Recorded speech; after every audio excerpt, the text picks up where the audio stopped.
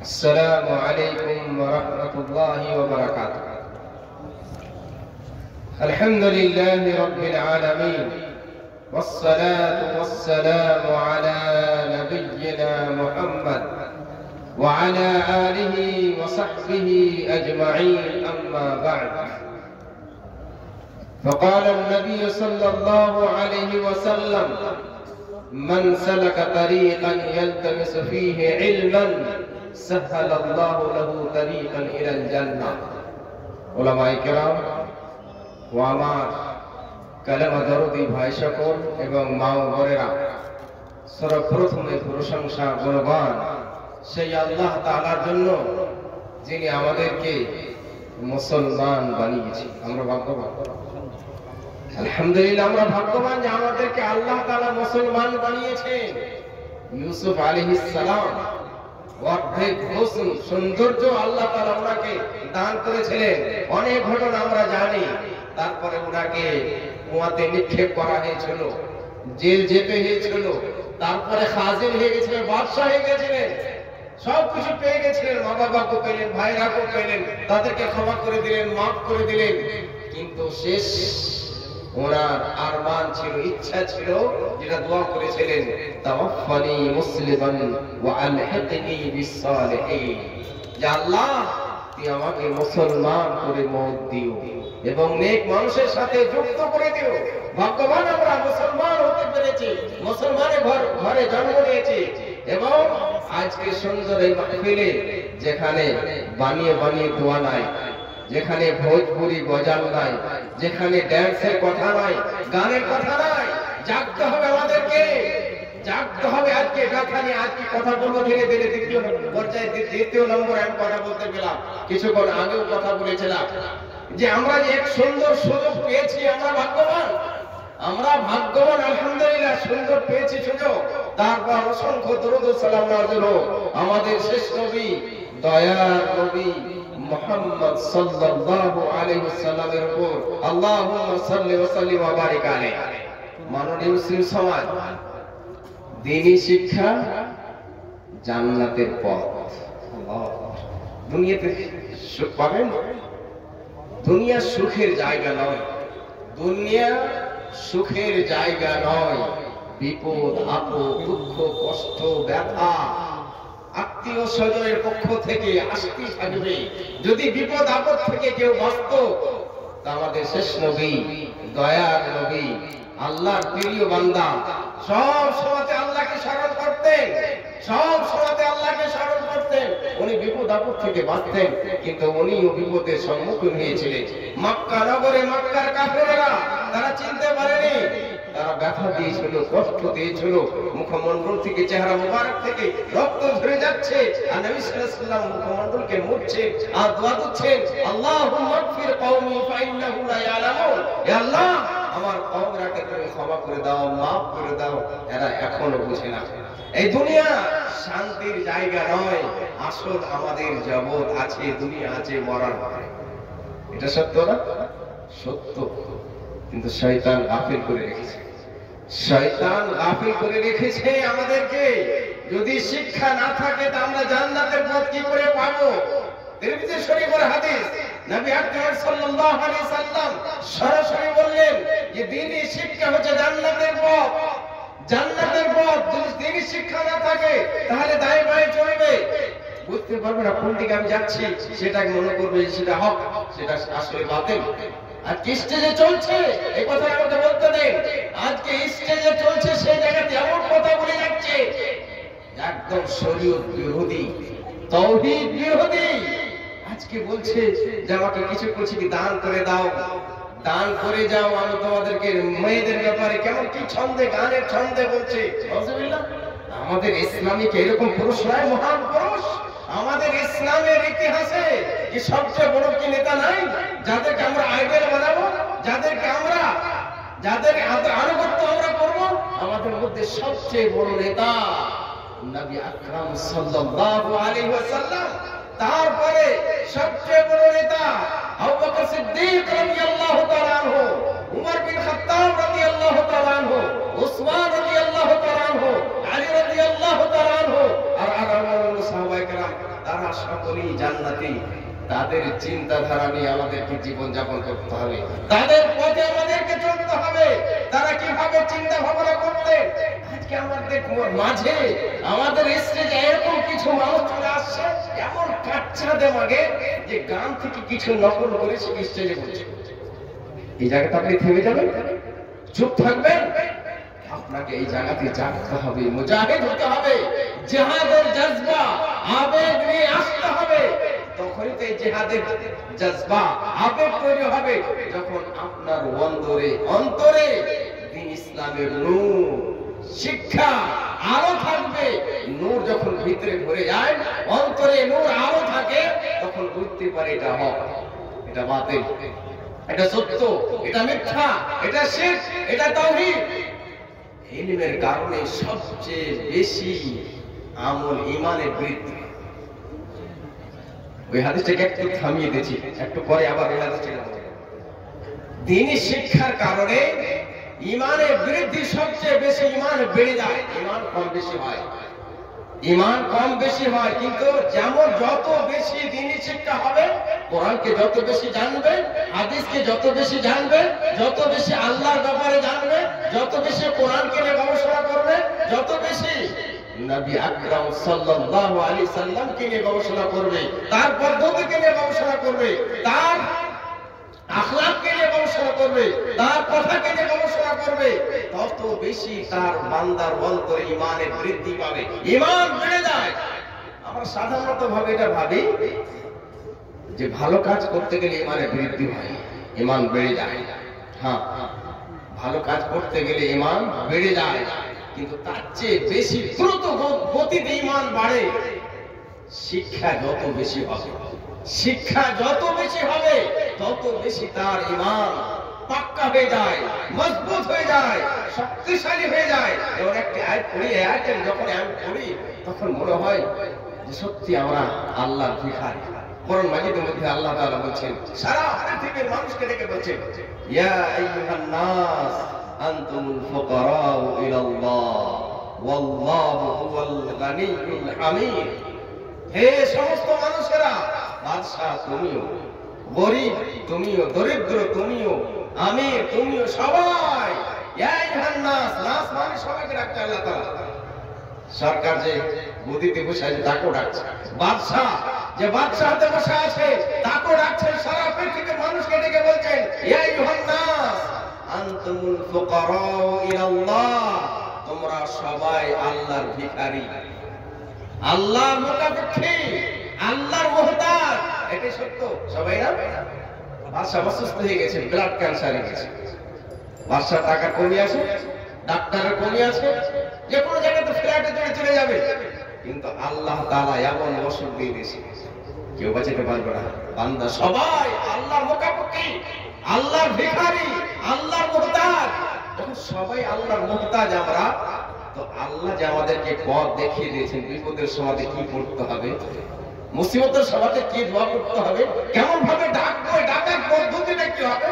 আপনি কোন সাথে বলে থাকেন, আপনার সন্তান যদি আপনাকে ভালোভাবে ভালো পদ্ধতিতে না ডাকে, বা কোন সাথে এমন কিছু সন্তান আছে আব্বা বলতে জানে না, মা বলতে জানে না, আম্মা জান বলতে জানে না, তখন আপনি মনে মনে ব্যথা পান, কি ছেলেটা রে আব্বা বলতে শিখো, আব্বা বলতে জানে না। তখন শুধু আপনি বলে ফেলেন যে আব্বা বলার ইচ্ছা হয় না, আব্বা বলার ইচ্ছা হয় না। এই যে আপনি এইভাবে ব্যথা নিয়ে আসেন, সারা জাহানের বাদশাহ আমরা মুকাফিফি, মুহতাজ। কি ভঙ্গিতে তো কথা বলতে যাচ্ছিলাম, হঠাৎ করে মাথা থেকে উড়ে গেল কথাটা। আমরা সবাই আল্লাহর ভিখারি, আল্লাহর মুহতাজ। এখন সবাই আল্লাহর আমরা মুহতাজ, মুকাফিফি, ভিখারি, চাইবো কার কাছে? আল্লাহর কাছে চাইবো। বিপদের সময় আল্লাহকে ডাকবো। যখন আপনার মৃত্যুর সময় আসবে, ঘনিয়ে আসবে, তখন আপনার সন্তান আপনাকে বাঁচাতে পারবে, আপনার স্ত্রী আপনাকে বাঁচাতে পারবে না, আপনাকে দুনিয়া ছেড়ে চলে যেতে হবে। সেই জায়গাতে আপনি আল্লাহকে ডাকবেন, আল্লাহ তুই আমার শেষ বাণী কালিমে তাওহীদ ফুটিয়ে দাও, কালিমে তাওহীদ লা ইলাহা ইল্লাল্লাহ আমি বলতে পারি। এই সুযোগ যদি আমি পেয়ে যাই, এই সুযোগ আমি পেয়ে যাই, যখন সেই সুযোগ পেয়ে যাবে, মরার পরে জান্নাত। মান ক্বালা লা ইলাহা ইল্লাল্লাহ, মান কানা আখিরু কালামিহি লা ইলাহা ইল্লাল্লাহ ফাদাখালা জান্নাত। যে ব্যক্তির শেষ বাণী হবে লা ইলাহা ইল্লাল্লাহ, সে জান্নাতে প্রবেশ করবে। তাহলে এই কথাটা জানার পরে আমল করতে গেলে না, আমি এখন করতে শিখেছি একটু, তার জন্য বারবার আপনাদের সামনে বলছি। কিছু লোক ভাই মনে পাগল আছে না, সত্যি পাগল নেই, হ্যাঁ পাগল, এই তাওহীদের পাগল, কোরআনের পাগল, নিজের কওমকে বাঁচাবো এই জন্য পাগল। কি করে তারাকে বুঝাবো? আমার কাছে শব্দ তো নাই, ভাষা নাই, কিন্তু আমার কওমের মানুষ, আমি নিজের ভাষাতে যেমন করে হোক আমার কওমকে, আমার মাকে আমি বুঝাতে পারি, আমার কওমকে কেন বুঝাতে পারবো না?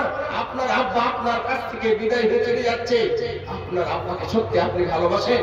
আপনার মা আপনার কাছ থেকে বিদায় হয়ে চলে যাচ্ছে, আপনি তো সত্যি আপনার মাকে ভালোবাসেন, কিন্তু বিদায়ের সময় কি বলতে গেলে ভালো হবে, কি বলতে গেলে জান্নাত পেয়ে যাবে, কি বলতে গেলে বিপদ আসতে পারে, এই কথাগুলো যে নবী সাল্লাল্লাহু আলাইহি ওয়াসাল্লাম আমাদেরকে শিখিয়ে দিয়েছেন। নবী সাল্লাল্লাহু আলাইহি ওয়াসাল্লাম আমাদেরকে শিক্ষা দিলেন লাকিল মাউতাকুম লা ইলাহা ইল্লাল্লাহ, যে শেষ অবস্থা যে ব্যক্তি পূজা আছে আর দুনিয়াতে থাকবে না, এই দুনিয়ার শেষ দিন আখিরাতের ওই দুনিয়ার প্রথম দিন এসে গেছে। নবী সাল্লাল্লাহু আলাইহি ওয়াসাল্লাম বললেন লা ইলাহা ইল্লাল্লাহ তালকিন করো।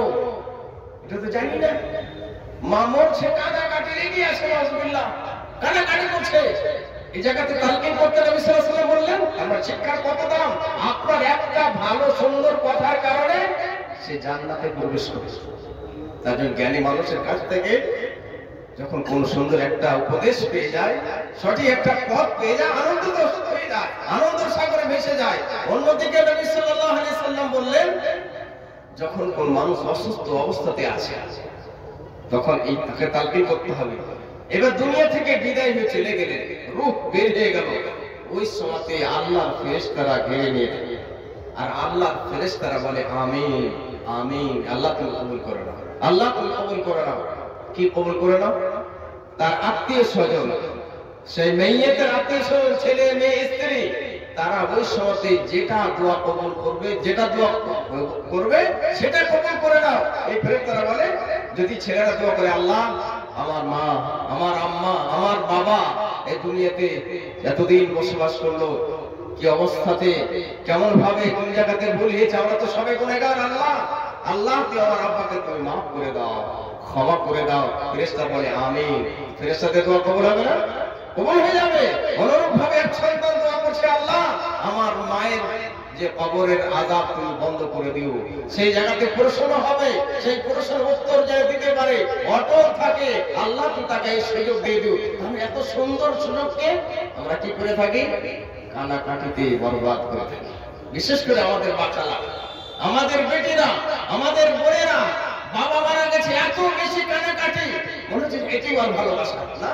সত্যি যদি আপনি ভালোবাসেন, সত্যি যদি আপনার মাকে ভালোবাসেন, ওই জায়গাতে দোয়া করুন যে আল্লাহ তুমি আমার মাকে তুমি জান্নাত দাও, আল্লাহ তুমি আমার মাকে ক্ষমা করে দাও, আল্লাহ তুমি আমার মায়ের কবর আযাব তুমি বন্ধ করে দিও, আল্লাহ তুমি জান্নাতুল ফিরদাউস স্থান দিও, উঁচা স্থান দিও তাকে। তাহলে এই সুযোগটা আমরা হারাবো না। এরপরে জানার পরে আজকে জানতে পারলাম কান্নাকাটি করা মানা না, আপনার চোখ থেকে পানি ঝরতে পারে, এটা রহমত। চোখ থেকে অশ্রু পানি বেরিয়ে যেতে পারে, এটা রহমত। কিন্তু কিভাবে কান্নাকাটি মানা আছে? বেসামরা হয়ে সব ধৈর্য অবলম্বন করে না, আর ভাবে চুলকে ভাবে মারামারি করছে, কাপড়কে ছেঁড়াছিঁড়ে করছে, উল্টা পাল্টে করছে, জামানে জাহিলিয়াতের মতো সে কান্নাকাটি করছে, সেটা আল্লাহ তাআলা পছন্দ করে না। এমন হতে পারে কোন সময়তে যে বেকার শব্দ থাকতে থাকতে এক সন্তান, এক বেটি পর্দা সারিয়ে ফেলেছে, বেকার শব্দ বেরিয়ে গেছে, হতে পারে, কোনো অসুবিধা নেই, কোনো অসুবিধা নাই। কিন্তু সব সময় চেষ্টা করতে হবে যে দোয়াতে যেন রত থাকে, দোয়া করে, কেননা ফেরেশতারা সেই জায়গাতে বলছে আমিন আমিন। সে জানা দরকার যে আপনার এই ছোট্ট জিনিস জানার কারণে আপনার মায়ের জন্য দোয়া কবুল হয়ে যাবে। দ্বিতীয় নম্বরে লাকিল মাউতাকুম লা ইলাহা ইল্লাল্লাহ, সেই মুখে রাখতে সবচেয়ে বেশি ভালোবেসেছেন নবী সাল্লাল্লাহু আমাদেরকে। নবী সাল্লাল্লাহু আলাইহি সাল্লাম আমাদেরকে জান্নাতের পথ দেখিয়ে দিয়েছেন, এমনকি শেষ অবস্থাতে এমন একটি ট্যাবলেট শিখিয়ে দিলেন যে শেষ অবস্থাতে কালিমা তাওহীদের কথা যদি বলে দেয়, বাস জান্নাতের সার্টিফিকেট। তাহলে কেমন ভাবে তালকিন করব, এটা জানা তো দরকার, না জানা দরকার নাই? মা চলে গেল, তালকিন করলাম না, কি তালকিন ফালকিন, এগুলা আলেমদের কাজ না, এগুলো না। আপনাকে ইসলাম এসেছে সারা পৃথিবীর মানুষের জন্য, সমস্ত মানুষের জন্য। সবারই জন্য এসেছে। ওই সমাজে আপনাকে দেখতে হবে যে আমার আব্বা এমন অবস্থাতে আছে, আমার সন্তান এই অবস্থাতে আছে, এই জায়গাতে তালকিন করতে হবে। এই তালকিন যদি আমি করে দেই, কিন্তু আমরা কোথায় তালকিন করি? আজকে আমাদের স্কুলের, আমাদের ভারতবর্ষের বরঞ্চ আমি শুধু পাকুড় এলাকার কথা বলি, স্কুলের অবস্থা ভালো নেই। সেখানে তালকিন করে পরীক্ষার সময়তে পিছন থেকে চিঠি লিখে তালকিন করে, এটা লেখো, এটা লেখো, এই গুণটা এইভাবে করতে হবে, এই ম্যাথটা এইভাবে করতে পারি কিনা? এখানে বরবাদ করছে ছেলেরাকে, নষ্ট করছে ছেলেদেরকে। যে শিক্ষকেরা ছেলেদেরকে বলে দেয় আগে আউট করে দেয় পড়াশোনা, তারা ওই ছেলেদের শত্রু, দুশমন। কিন্তু আমাদেরকে কোন জায়গাতে তালকিন করতে নবী সাল্লাল্লাহু আলাইহি ওয়াসাল্লাম বলেছেন, লাকিনা ওয়াতাকুম লা ইলাহা ইল্লাল্লাহ। শেষ অবস্থাতে আছে, দুনিয়া ছেড়ে চলে যাবে, এরকম অবস্থা কিছু লক্ষণ হয়, আলামত হয়। যারা বয়স্ক মানুষ তারা অনুভব করতে পারেন যেমন আর আমাদের মাঝে থাকবেন না, তখন লা ইলাহা ইল্লাল্লাহ তালকিন করতে হবে। কেমন ভাবে তালকিন করব? আমি একটা কথা বলবো এখানে। নাম্বার 1, যদি ওই পেশেন্ট, যে অসুস্থ ব্যক্তি আছে, যে সম্পূর্ণ সুস্থ দেওয়াল অথবা আপনার সাথে বলাবলি করছে, বুদ্ধি মাইন্ড আছে, হুঁশ আছে এখনো, তো সরাসরি আপনি বলবেন আম্মা জান, আব্বা জান, যে সম্পর্ক আছে, ভাই জান, বলুন লা ইলাহা ইল্লাল্লাহ। কারণ যে ওই সময় বিপদের সময় মানুষ অনেক কিছু ভুলে যায়। যেমন কি আলেম দিন হোক, তবু তাকে বলেন এরকম না যে আলেম দিন আছে তাকে কিছু করতে হবে না, সময় ভুলে যায়। বিপদের সময় তাকে স্মরণ করিয়ে দেন যে ভাইজান পড়ে লা ইলাহা ইল্লাল্লাহ। কিন্তু আপনি তো জানেন লা ইলাহা ইল্লাল্লাহর শেষ বাণী যার মুখে ফুটে যাবে, খুশ খাবে জান্নাত। আর জান্নাত আরামের জায়গা, এই দুনিয়াটা আরামের জায়গা নয়, দুনিয়া আরামের জায়গা না, আখিরাত আরামের জায়গা। তো আপনার কারণে যদি কোনো মানুষ, আপনার কারণে আল্লাহ তাআলা আপনার মাধ্যম দিয়ে আল্লাহ জান্নাত দেবে, কিন্তু আল্লাহ আপনাকে বলছে আপনি অনেকের হকদার হবেন, যে আপনার করতেই সেই লোকটা জান্নাতে হতে পারলো। তো সরাসরি তাকে আপনি বলবেন, বলুন লা ইলাহা ইল্লাল্লাহ। দ্বিতীয় নম্বর, আপনি দেখছেন যে এই পেশেন্টের মাইন্ড কাজ করে না, কাউকে চিনতে পারে না, কাউকে চিনতে পারে না। সেই সময়তে সরাসরি বলতে হবে না, তার সামনে, তার কানে কানে এমন শব্দ দিয়ে উঁচু আওয়াজে যেভাবে শুনতে পায় আপনি বলতে থাকবেন লা ইলাহা ইল্লাল্লাহ, লা ইলাহা ইল্লাল্লাহ। যেমন ছোট ছেলেদের সামনে আপনি যা বলবেন সেটাই তারা রিপিট করে, যা বলবেন আপনি ইংলিশের শব্দ ব্যবহার করবেন সেটা রিপিট করে। তো আপনার রিপিটের কারণে সে যদি রিপিট করে দেয়, সে বলে ফেলে লা ইলাহা ইল্লাল্লাহ, ফাদাখাল জান্নাত, সে জান্নাতে প্রবেশ করবে। নাম্বার 3, এবার আপনি দেখলেন যে আপনি যখন লা ইলাহা ইল্লাল্লাহ বললেন, তো আপনি দেখতে পাচ্ছেন জবানটা হিলছে। তার মানে আপনি মনে মনে ভাববেন, ভালো ধারণা রাখবেন, সুন্দর ধারণা রাখবেন আল্লাহর ব্যাপারে, যে আল্লাহ মনে হয় ওনার মুখ দিয়ে লা ইলাহা ইল্লাল্লাহ ফুটিয়ে দিয়েছে। তো ওই সময় চেষ্টা করতে হবে যে তার সাথে আর কোনো মানুষের কথা না বলে। কিন্তু হাদিসে শব্দ কি এসেছে, মান কানা আখিরু কালামিহি লা ইলাহা ইল্লাল্লাহ ফাদাখালা জান্নাহ। যে ব্যক্তির শেষ বাণী হবে লা ইলাহা ইল্লাল্লাহ, সে জান্নাতে প্রবেশ করবে। তাহলে শেষ কথা বলে দিয়ে লা ইলাহা ইল্লাল্লাহ বলে দিয়ে আর যেন কেউ কথা না বলে। নাম্বার 4, যদি কথা হয়ে যায়, কালমে তাওহীদ লা ইলাহা ইল্লাল্লাহ তালকিন করেছে, কিন্তু তারপরে কথা হয়ে গেল, আবার তালকিন করতে হবে, আবার তালিম দিতে হবে। তাহলে এত দাম ছোট্ট শব্দে লা ইলাহা ইল্লাল্লাহ, এর এত দাম। আল্লাহ, আল্লাহর নাম যাতে আছে তার দাম সবচেয়ে বেশি, ফলটা সবচেয়ে বেশি ভারী হবে। কিয়ামতের দিন এক বান্দা এমন আসবে, যতদূর নিভা যাবে, যতদূর চোখ যাবে, দৃষ্টি যাবে, গোনা রেজিস্ট্রে সব গোনা বান্দা দেখে তো আর তো কোনো উপায় নেই। আল্লাহ বলবে যে তোমার কিছু নেকি আছে কি? আর আল্লাহ কিছুই নাই। বলছে না কিছু, দেখো ধরো একটা বেটাকে একটা কার্ড পাওয়া যাবে, সেই কার্ডে লেখা থাকবে লা ইলাহা ইল্লাল্লাহ, সেই কার্ডে লেখা থাকবে লা ইলাহা ইল্লাল্লাহ, লেখাকে এক পাল্লাতে চাপাও আর এক পাল্লাতে এই গুনার খাতাগুলো। সেই বান্দা তো অবাক, দেখো আমার কি হবে, একটা ছোট্ট কার্ড আর বিশাল বড় যতদূর চোখ যাচ্ছে রেজিস্টার, গুনাহ রেজিস্টার, কি হবে? যখন চাপানো হলো লা ইলাহা ইল্লাল্লাহ, কার্ড ভারী হয়ে গেল। যেখানে আল্লাহর নাম থাকে তার চেয়ে বেশি কেউ ভারী হতে পারে না। এখান থেকে আমরা যে উল্টা না ভাবি যে লা ইলাহা ইল্লাল্লাহ পড়তে গেলে তাহলে জান্নাতে, সাহাবায়ে কেরাম রাদিয়াল্লাহু আজমাইন, নবী সাল্লাল্লাহু আলাইহি সাল্লামের সঙ্গের সাথীরা ওনারা ইসলামকে বুঝেছিলেন ভালোভাবে, ওনাদের সামনে কোরআন অবতীর্ণ হয়েছিল, ওনাদের সামনে ওহী আল্লাহর পক্ষ থেকে নাযিল হয়েছিল। ওনারা কালেমায়ে তাওহীদ লা ইলাহা ইল্লাল্লাহর সাথে সাথে নামাজ কায়েম করতেন, রোজা রাখতেন, ইসলামের বিধানগুলো মেনে চলতেন। কেন যে বান্দা যখন বলে লা ইলাহা ইল্লাল্লাহ, আল্লাহ ছাড়া কোনো সত্য মাবুদ নাই, আল্লাহ ছাড়া কোনো সত্য মাবুদ নাই, তার মানে বান্দা অঙ্গীকার করলো যে আল্লাহ শুধুমাত্র ইবাদতের যোগ্য, অন্য কেউ নাই।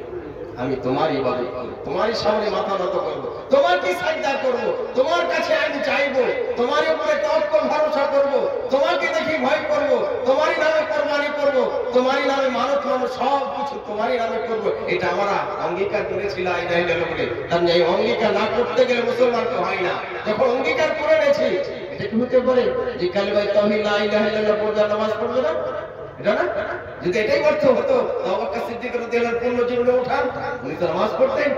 ওমর বিন খাত্তাব রাদিয়াল্লাহু তাআলা আনহু এবং সমস্ত সাহাবাদের জীবনে দেখেন যে ওনারা তো নামাজ পড়তেন। যুদ্ধের ময়দানে কাফেরদের সাথে লড়াই হচ্ছে, যুদ্ধের ময়দানে নামাজ পড়ছেন, দাঁড়িয়ে দাঁড়িয়ে নামাজ পড়ছেন। কিছু লোক পিছন থেকে শত্রুর সাথে দাঁড়িয়ে আছে, কিছু লোক নবী সাল্লাল্লাহু আলাইহি ওয়াসাল্লামের সাথে নামাজের জন্য দাঁড়িয়ে গেছে। তার যুদ্ধের ময়দানে তার নামাজ কায়েম করেছিলেন। ওনারা জান্নাতি, ওনারা সকলে জান্নাতি। আল্লাহ তাআলা তাদের প্রশংসা করেছেন। তাদেরই পথে আমাদেরকে চলতে হবে, তাদেরই পথে আমাদেরকে চলতে হবে। তাহলে আমরা দুনিয়াতে সুখ পাবো, শান্তি পাবো, মরার পরে জান্নাত পাবো ইনশাআল্লাহ। যে হাদিসটা শুরুতে আমি পড়ছিলাম, জামি তিরমিজির হাদিস, নবী আকরাম সাল্লাল্লাহু আলাইহি ওয়াসাল্লাম বললেন, মান সালাকা তারিকান ইয়ালতামিসু ফীহি ইলমান সাহালাল্লাহু লাহু তারিকান ইলাল জান্নাহ।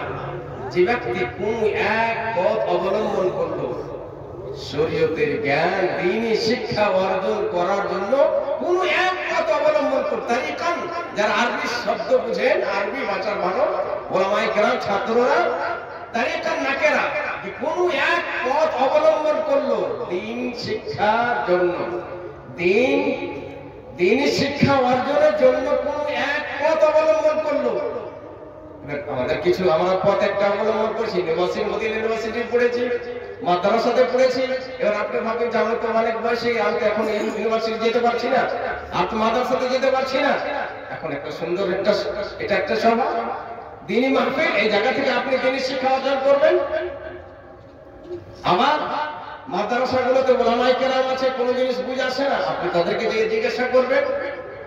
গ্রামে মসজিদের ইমাম সাহেব আছে, তাকে আপনি জিজ্ঞাসা করবেন। আমাদের এলাকাতে অনেক ওলামায়ে কেরাম, ভাগ্যবান আপনারা। যদি ওলামা না হতো তো মানুষ পশুর মতো হয়ে যেত। লাউলাল উলামা লাকানা নাসু কাল বাহাইম। যদি ওলামা না হতো তো মানুষ পশুর মতো হয়ে যেত, পশু হয়ে যেত। তাহলে এত ওলামা, আপনি রাস্তাতে চলতে চলতে জিজ্ঞাসা করতে পারেন, ওলামা একটা জিনিস আমার দরকার আছে, আমি এই জিনিস জানতে চাই। এইভাবে যদি আপনি জীবন যাপন করতে থাকেন, এটা হলো জান্নাতের পথ, এটা জান্নাতের রাস্তা, এটা জান্নাতের রাস্তা। সাহালাল্লাহু লাহু তারিকান ইলা জান্নাহ। জান্নাতের রাস্তাকে আল্লাহ তাআলা সহজ বানিয়ে দেয়, জান্নাতের রাস্তাকে সহজ বানিয়ে দেয়। কেন নয়? ইসলামের শিক্ষা, মধুর শিক্ষা যত বেশি আপনার অন্তরে ইসলামী শিক্ষা হবে, দ্বীনি শিক্ষা হবে, তত বেশি আল্লাহর ভালোবাসা আপনার অন্তরে জাগবে, তত বেশি জাগবে। আর যত বেশি আল্লাহর ভালোবাসা আপনার অন্তরে জাগবে, তত বেশি মজা পাবেন, তৃপ্তি পাবেন, শান্তি পাবেন, এবং সুন্দর ধারণা হবে আল্লাহর ব্যাপারে যে আমি মরার পরেও জান্নাতে যাব ইনশাআল্লাহ। আমরা ভাগ্যবান সবাই, আমরা মুসলমান। মুসলমানদের জন্য জান্নাত আল্লাহ রেখেছে, মুসলমানদের জন্য আল্লাহ জান্নাত রেখেছে। আমরা তো অধিকাংশ মানুষ সবাই দরিদ্র, গরিব মানুষ। আমাদের কাজ কি করতে হবে? একটা, সবচেয়ে বেশি আমরা আল্লাহকে ভালোবাসবো। কেন ভালোবাসবো? কেন আল্লাহকে ভালোবাসবো না? কেন ভালোবাসবো না? আল্লাহর পক্ষ থেকে যা কিছু পেয়েছি আল্লাহর পক্ষ থেকে পেয়েছি। ওয়া বিকুম মিন নি'মাতিন ফামিনাল্লাহ। যা কিছু পেয়েছি আল্লাহর পক্ষ থেকে পেয়েছি। যখন সব কিছু আল্লাহর পক্ষ থেকে পেয়েছি, ওই রবকে আমি সাজদা করব, ওই রবকে সাজদা করব। আমি তো কোন সাথে এরকম শব্দ আমার মাথাতে এসে যায় যে আল্লাহর দুখানা, আল্লাহ আমাদেরকে চোখ, নয়ন দান করেছেন। এই নয়নের কারণে যদি যতদিন বেঁচে থাকবো সাইদাতে পড়ে থাকবো তবু এই নয়নের হক আদা হবে না, এই চোখের হক আদা হবে না, হক আদা হবে না। এই দুনিয়ার সুখের জায়গা নয়, সুখের জায়গা আসলে সেই জায়গাতে তুই রবকে সাজদা করতে হবে। আমি একটা ছোট্ট ছাত্র, আমি কোন সাথে বেকুল হয়ে যায়, আশ্চর্য হয়ে যায় যে কি করে বান্দা ঘুমাইতে পারে, কি করে বান্দা ঘুমায় রবকে সাজদা না করে। তার জন্য আমি ঘুমানিতে এবং আমি হাত পুকুরের মসজিদে এলান করে দিচ্ছি ব্যথার কারণে আমি বরদাস্ত করতে পারি না। কিন্তু কোরআন হাদিসকে যখন বুঝেছি একটু আমি বেনামাজি হবে, আমাকে কোনদিন বললো না নামাজি জানাজাত পড়ে, আমি পারবো না, আমি ব্যথা আমাকে লাগে। যে মানুষ আল্লাহকে সাজদা করেনি, সব কিছু আল্লাহর পক্ষ থেকে পেয়েছে, আমাকে লজ্জা লাগে যে আমি তার সামনে জানাজাত দাঁড়াবো, কেউ যেন আমাকে না বলে কোনোদিন।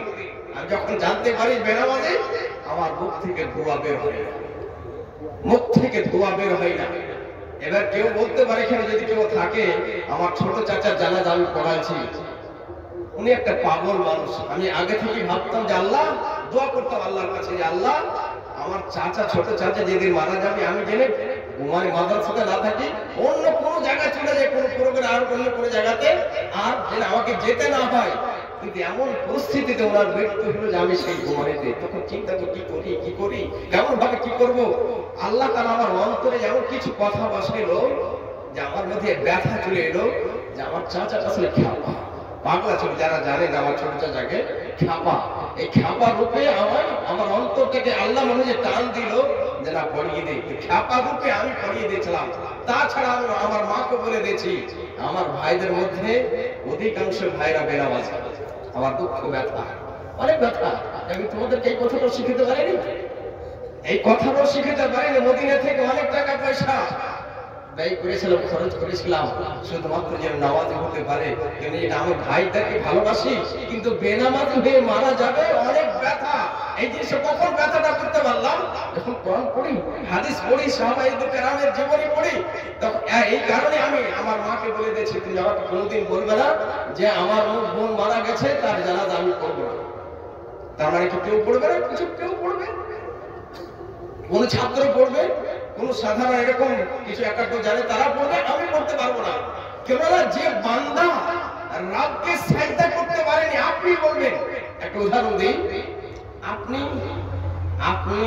আপনার বাড়িতে কিছু ছাত্রদেরকে রেখেছেন, তাদের খাওয়া দাওয়ার ব্যবস্থা, কাপড়ের ব্যবস্থা, তাদের টাকা পয়সার ব্যবস্থা, শিক্ষার ব্যবস্থা সব বহন করছেন আপনি। আর ওই ছেলেগুলো আপনার কথা মানে না, আপনার বিরোধিতা করে, আপনি কি তাকে ওই বাড়িতে থাকতে দেবেন? থাকতে দেবেন? বলে চলো আমার বাড়ি থেকে বেরিয়ে যাও, আমার বাড়ি থেকে তোমরা বেরিয়ে যাও।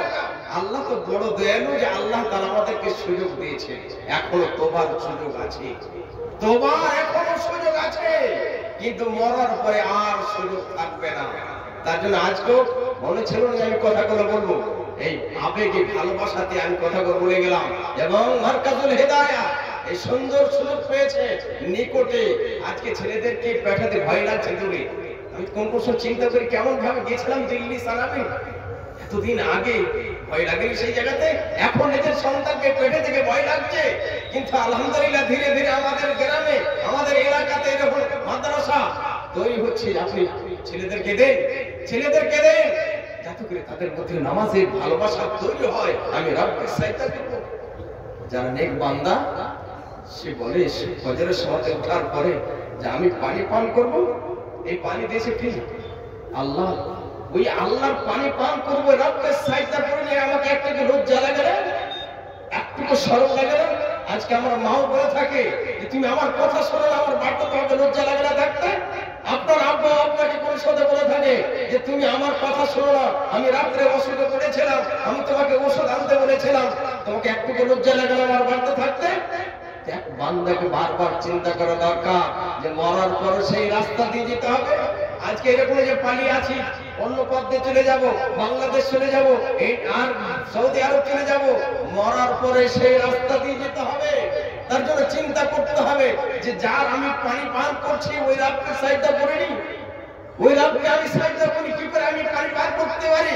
এই ব্যথা যখনই আপনি দেখবেন যে ওই রবকে কেন আমি সাজদা করিনি, সূরা ইয়াসিনের মধ্যে একটি ছোট্ট আয়াত আছে, ওই আয়াতটাকে নিয়ে যখন আপনি গবেষণা করবেন, এক মুমিন বান্দার যখন গবেষণা করে তখন সে বাধ্য হয়ে যায়।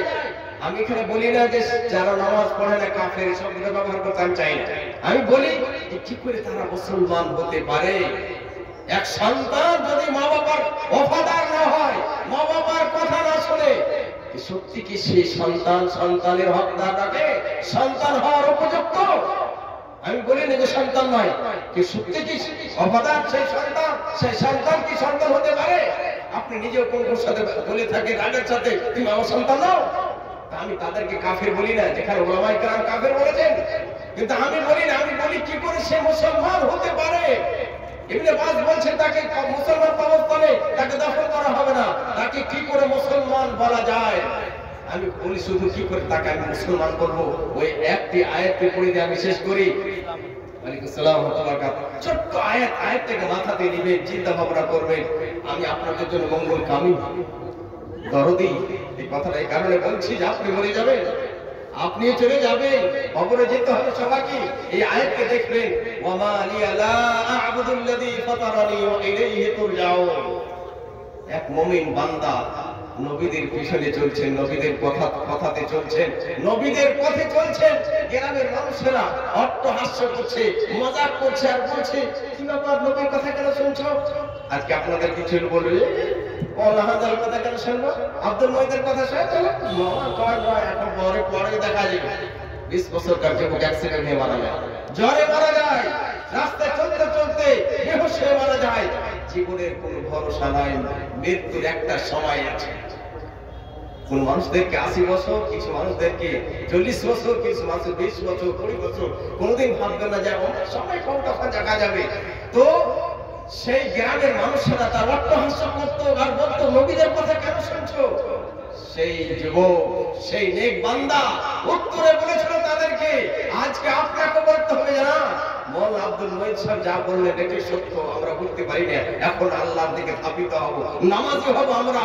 তারা সেই নেক বান্দা বলেছিলেন, ওয়া লিয়া লা আ'বুদুল্লাযী ফাতারানি ওয়া ইলাইহি তুরজাউন। কি আমাকে বাধা দিবে সেই আল্লাহর ইবাদত থেকে, যে আল্লাহ আমাকে সৃষ্টি করেছে। কি চমৎকার কথা। এর উদাহরণ যদি আমি উদাহরণ দিয়ে বলতে যাই, এক সন্তান বাবা কাজ করছে খেতে বাড়িতে, জমিনে কাজ করতে গেছে, সে সন্তানও যাচ্ছে। কোন এক মানুষের সাথে দেখা হয়েছে, বন্ধুর সাথে দেখা হয়েছে, এ কোথায় যাচ্ছ? বলে আমার আব্বা জমিনে কাজ করতে গেছে, যাচ্ছে। পাগল নাকি তুমি? মাদ্রাসাতে পড়ো, ইউনিভার্সিটিতে পড়ো, তুমি কাজে যাবে? ওই সন্তান যদি বুদ্ধিমান হয়, চালাক হয়, বলবো না আমার আব্বা গেছে আর আমি যাবো না, তোমার কথা আমি শুনবো না। এই মুমিন বান্দা এই ভঙ্গিমাতে কথা বলছে, ওয়া মা লিয়া লা আ'বুদুল্লাযী ফাতারানি ওয়া ইলাইহি তুরজাউন। কি আমাকে বাধা দিবে ওই আল্লাহর ইবাদত থেকে, যে আল্লাহ আমাকে সৃষ্টি করেছে। আল্লাহ সৃষ্টি করেছে, আল্লাহ সৃষ্টি করেছে, এটা আল্লাহর নিয়ামত।